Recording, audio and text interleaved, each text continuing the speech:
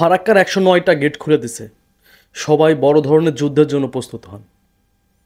India plan করে এই ঘটনাগুলো ঘটাইতেছে বাংলাদেশের সাথে, একদম সম্পূর্ণ প্ল্যান। এই প্ল্যানটা দিল্লির থেকে হাসিনা এবং মোদি একসাথে বসে করতেছে, বিকজ অফ বাংলাদেশকে বিপদে ফেলার জন্য, এই সরকারকে বিপদে ফেলার জন্য, চাপে ফেলার জন্য এই প্ল্যান প্রোগ্রামগুলো করতেছে। তবে একটা জিনিস খুব সুন্দর করে দেখাইতে চাই, এই ভিডিওটা দেখেন। এটা ক্ষুদ্র, এটা অনেক কিছু না। এইটুক টাকা দিয়ে আমরা মানুষের ভালোবাসার জন্য এখানে দাঁড়াইছি। বাংলাদেশ কখনো আর নিচে হবে না, এগিয়ে যাও বাংলাদেশ। কি ভাবছেন এ জাতিকে দমায় রাখতে পারবেন? এই ভিডিওটা দেখেন।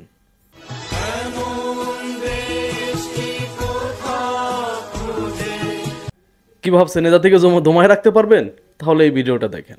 নিজের কানের দুল আমাদের মাঝে দিয়ে গেছে, কান্না ধরে রাখতে পারিনি এটা দেখে। এই জাতিকে দমায় রাখতে পারবেন না।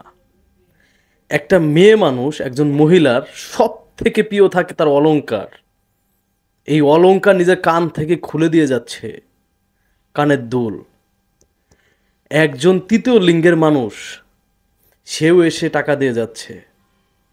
একজন বাচ্চা, সেও টাকা দিয়ে যাচ্ছে। এইটাই আমাদের বাংলাদেশ। যতই চেষ্টা করো না কেন, আশা করি এই সরকারের উপর কোনো চাপ পড়বে না, কারণ এই দেশের জনগণ এখন সচেতন হয়েছে। এই দেশের জনগণ তাদের স্বাধীনতা কিভাবে রক্ষা করতে হয় এটা বুঝে গেছে।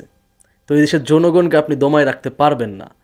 দিল্লি বসে প্ল্যান করেন না, যেখানে বসে প্ল্যান করেন, এই জাতিকে দমিয়ে রাখা সম্ভব না। তবে ইন্ডিয়া একটা কথা বলে দিতে চাই, হাসিনার জন্য যে প্ল্যান প্রোগ্রাম আপনি করতেছেন এটা ভালো হবে না। পুরা জাতিকে স্বাধীনতার পরেই, দ্বিতীয় স্বাধীনতার পরেই যখন এই জাতিকে আপনি জানান দিচ্ছেন যে আপনি এই জাতির শত্রু, কোনোদিন ওই জাতির সামনে ভালো হইতে পারবেন না। এই ছোট ছোট বাচ্চারা দেখতেছে না, আমি তো আমার বাচ্চাদের শিখাবো ইন্ডিয়াকে ঘৃণা করতে। ওদের ভিতর ঘৃণা আসতেছে না? ছোট ছোট বাচ্চা আসতেছে। একটা দেশের জনগণের বিরুদ্ধে যায় না, এটা ভালো হবে না। একটা কথা বলি, কান খুলে শুনে রাখেন, পচা শামুকে পা কাটে, এটা ভুলে যাবেন না। আর একটা কথা হচ্ছে, আমরা স্বাধীন সার্বভৌম রাষ্ট্র, আমরা কারো গোলাম না। ওকে, তোমাদের গোলাম ছিল হাসিনা, তাকে তোমরা নিয়ে গেছো। তো দিল্লিতে বসে যতই প্ল্যান প্রোগ্রাম করো, কোনো কাজে আসবে না।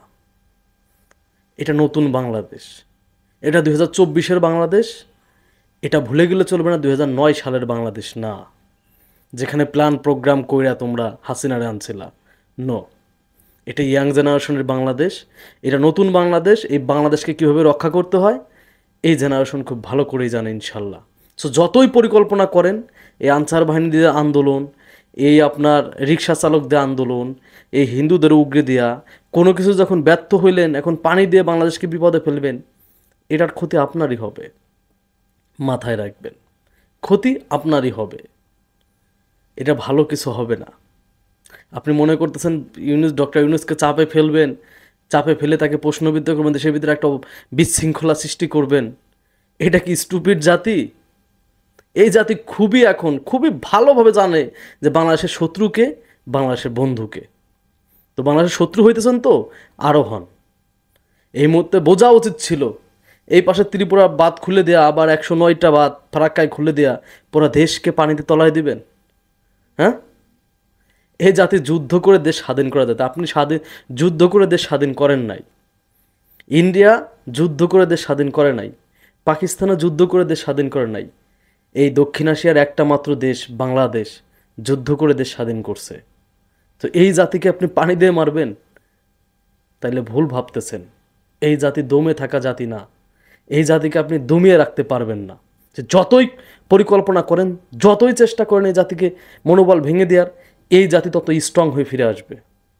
একটা কথা বলে দিলাম, আর যত স্ট্রং হয়ে ফিরে আসবে সেটাই আপনাদের জন্য কাল হয়ে দাঁড়াবে।